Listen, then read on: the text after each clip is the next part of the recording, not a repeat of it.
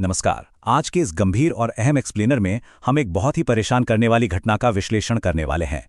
Nigeria के delta state से कुछ ऐसी खौफनाक रिपोर्ट्स सामने आई हैं जिन्होंने सच में पूरी दुनिया को झकझोर दिया है। हमारा मकसद है बिल्कुल निष्पक्ष होकर जो मूल रिपोर्ट्स और तथ्य सामने आए हैं उनके आधार पर अलुएडू उत्सव की उस भयानक सच्चाई को समझना जहां एक जश्न अचानक एक खौफनाक हिंसा में बदल गया। आगे बढ़ने से पहले एक बहुत ही जरूरी चेतावनी। आज की इस चर्चा में सार्वजनिक यौन उत्पीड़न और भीड़ द्वारा की गई हिंसा के कुछ बहुत ही संवेदनशील और विस्तृत विवरण शामिल हैं। ये सारे तथ्य सीधे ग्राउंड रिपोर्ट से लिए गए हैं, इसलिए ये विचलित करने वाले हो सकते हैं। हमारा मकसद कोई सेंसेशनिज्म फैलाना नहीं है, बल्कि पूरी जिम्मेदारी और सम्मान के साथ इस घटना की सच्चाई को सामने रखना है। ठीक है, चलिए गहराई से समझते हैं कि आज हम किन बिंदुओं पर बात करेंगे। पहले हम देखेंगे कि कैसे एक उत्सव हिंसा में बदल गया, फिर एक पीड़िता की खौफनाक आपबीती सुनेंगे, उसके बाद मूक दर्शकों का प्रभाव समझेंगे, फिर गिरफ्तारियों और जवाबदेही पर बात होगी और अंत में देखेंगे कि कैसे सार्वजनिक हिंसा को सामान्य बनाया जा रहा है। तो भाग एक उत्सव जो हिंसा में बदल गया।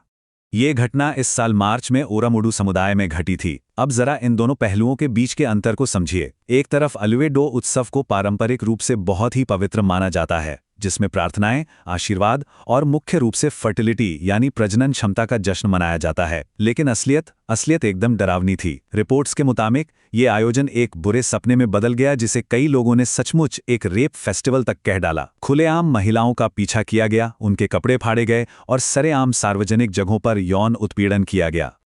जब हम इस घटना में शामिल लोगों के आंकड़े देखते हैं तो स्थिति और भी चिंताजनक लगती है।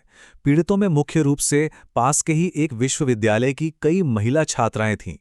इनमें से कई को तो इलाज के लिए तुरंत अस्पताल में भर्ती कराना पड़ा। और हमलावर वे कोई एक दो लोग नहीं थे, बल्कि पुरुषों के बड़े बड़े समूह थे। और सबसे चौंकाने वाली बात यह है कि इनमें काफी कम उम्र के युवा लड़के भी शामिल थे। ये दिखाता है कि वहां सामूहिक आक्रामकता किस हद तक हावी थी। भाग 2, एक पीड़िता की खौफनाक आपबीती। देखिए, जब हम सिर्फ आंकड़ों की बात करते हैं तो अक्सर जो इंसानी दर्द होता है वो कहीं छिप जाता है। उसे पकड़ो, वो एक महिला है।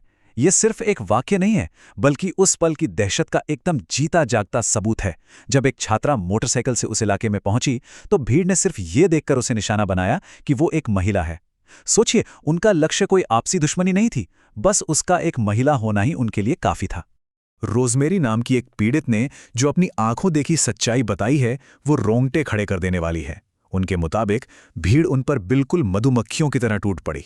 एक विशाल भीड़ ने उन्हें तब तक खींचा और नोचा जब तक कि उनके कपड़े पूरी तरह से फट नहीं गए। वो लगातार मदद के लिए चीखती रहीं, चिल्लाती रहीं, लेकिन उस हिंसक भीड़ के उन्माद में उनकी आवाज पूरी तरह से दब गई। ये बयान सच में उस भयानक आघात की गहराई को बयां करता है। हालांकि रोजमेरी के इस खौफनाक कहानी में अंततः एक अजनबी ने हस्तक्षेप किया। एक राहगीर ने उन्हें उस दरिंदगी से बचाने में मदद की। इस अफरा-तफरी में उनका फोन भी चोरी हो गया। लेकिन बात सिर्फ एक घटना के खत्म होने की नहीं है। शरीर के घाव शायद भर जाएं, लेकिन रोजमेरी आज भी जिस भयानक शारीरिक दर्द और गहरे भावनात्मक आघात से गुजर रही हैं, वो कल्पना से परे है। भाग 3, मूक दर्शकों का प्रभाव। अब यहाँ एक बहुत ही अहम सवाल उठता है। क्या होता है जब हिंसा एक सार्वजनिक तमाशा बन जाती है? ये सवाल हमें भीड़ के मनोविज्ञान के बारे में सोचने पर मजबूर करता है।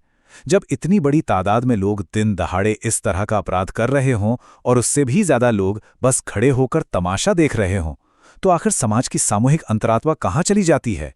रिपोर्ट्स जो तस्वीर पेश करती हैं वो और भी डरावनी है। आसपास खड़े ज्यादातर लोगों ने पीड़ितों को बचाने की कोई कोशिश ही नहीं की। और इससे भी बदतर बात क्या थी? कुछ लोग तो बाकायदा शोर मचाकर चिल्लाकर इस हिंसा को और भड़का रहे थे। ये कोई बंद कमरे की घटना नहीं थी। ये सब कुछ खुलेआम सार्वजनिक जगहों पर हो रहा था। ये साफ दिखाता है कि मूक दर्शक सिर्फ निष्क्रिय नहीं थे, बल्कि एक तरह से इस अपराध को बढ़ावा दे रहे थे। भाग 4, गिरफ्तारियां और जवाबदेही। इस तरह की घटना के बाद और पूरी दुनिया में मचे बवाल के बाद हर किसी की नज़र प्रशासन पर होती है।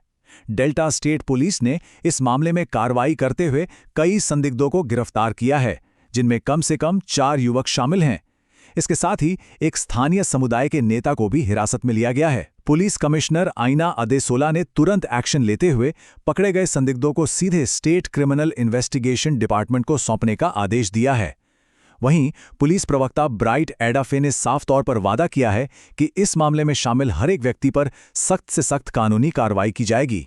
भाग 5 सार्वजनिक हिंसा को सामान्य बनाना।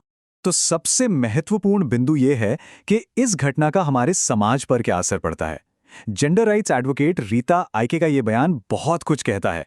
वो कहती हैं कि जब इस तरह की चीजें खुलेआम होती हैं और लोग उसे तमाशे की तरह देखते हैं, तो ये सिर्फ कुछ लोगों का अपराध नहीं रह जाता। ये इस बात का सबूत है कि हम अनजाने में ही सही, लेकिन अपने समाज में किस तरह के भयानक व्यवहार को नॉर्मल या सामान्य बना रहे हैं। और अंत में ये घटना हमें एक बहुत ही गहरे और चुभने वाले सवाल के साथ छोड़ जाती है। जब सरेआम होने वाली हिंसा को सिर्फ एक तमाशा मान लिया जाए, तो कोई भी समुदाय उस गहरे आघात से कैसे उबर सकता है।